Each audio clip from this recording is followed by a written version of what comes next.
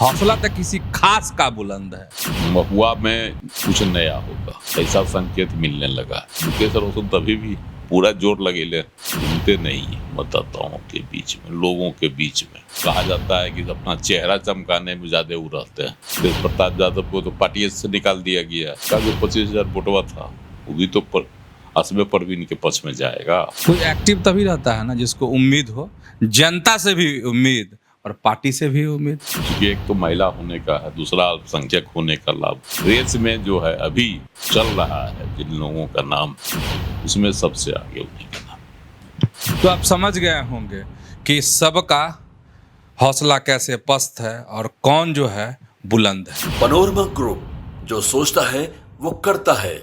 नमस्कार, आप देख रहे हैं न्यूज हाट। मैं हूं चंदन झा। सब पस्त है तो आखिर हौसला किसका बुलंद है, आज इसी को समझिए।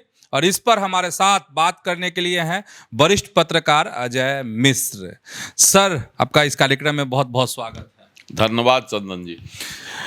सर, महुआ में लोग कह रहे हैं कि सब पस्त हो गया, जबकि अभी चुनाव अभी दूर है, समय है, सीट का अभी कुछ समझ नहीं आ रहा है।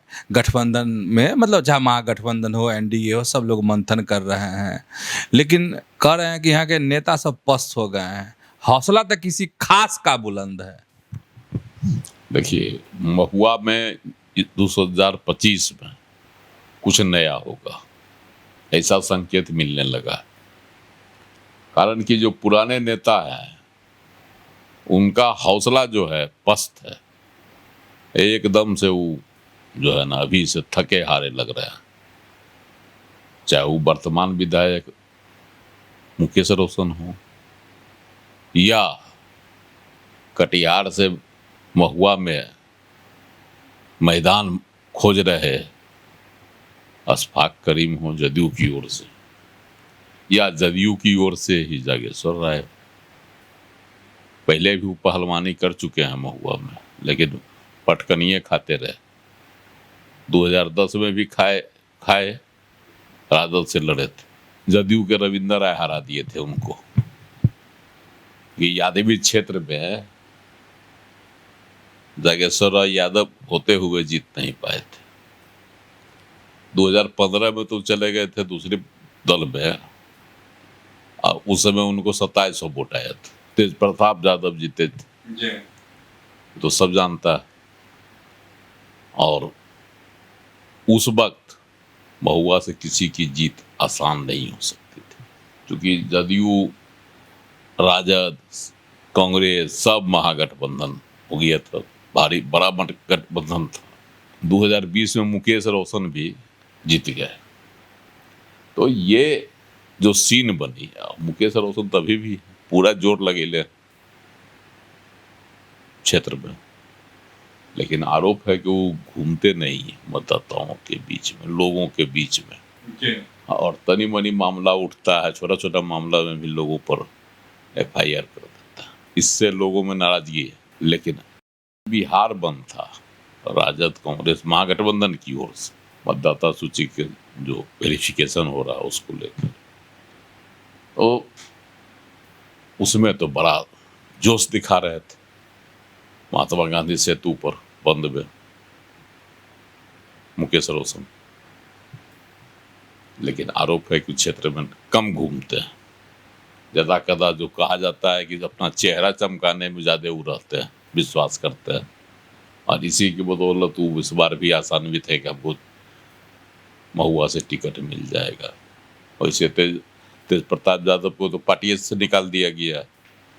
महुआ में लड़ने का ऐलान किए हुए थे, लेकिन जब पार्टी से निकाल दिया तो कहाँ से लड़ेंगे भगवान जाने। अच्छा, हसनपुर पर ही ज्यादा उनका फोकस है। तो इतना आश्वासन है मुकेश रोशन को कि हमको यहाँ से टिकट मिल जाएगा, इसलिए बंद में पूरे जोश से लगे हुए थे। और इधर अशफाक करीम शुरू में तो खूब घूमे, मुस्लिमों का वोट भी है, उस क्षेत्र के वो रहने वाले भी बताते हैं। हालांकि उनकी कर्मभूमि कटिहार है, राजनीतिक कर्मभूमि भी, लेकिन वह चाहते हैं कि हम महुआ से लड़े, लेकिन अब जदा कदा ही जाते हैं, पार्टी के कार्यक्रम में जाते हैं। बस जो सक्रियता उनकी थी धीरे धीरे कम हो रही, लेकिन अभी भी उनको आशा है कि हमको टिकट जदयू से मिलेगा। और तीसरे बच गए जागेश्वर राय, हैं तो जदयू में, आसमा परवीन के साथ घूमते भी हैं, उनके हमदर्द भी कहलाते हैं, लेकिन दाव पेच जो होता है उसमें टिकट लेने के दाव पेच भी लगाते रहते हैं। लेकिन अब पस्त हो गया, थक गया, अब आसमा परवीन के ही साथ ज़्यादा समय व्यतीत करते हैं। जैसे कल वहाँ मतदाता जागरूकता के लिए जो साइकिल रैली हुई, उसमें साइकिल पर वही सवार थे, जागेश्वर राय। और हालांकि पूरा जो है लोग, जैसा कहा जा रहा है कि क्षेत्र के लोग पूरे तैयारी आसमा परवीन ने की, उनके ही लोग उस रैली में शामिल हुए।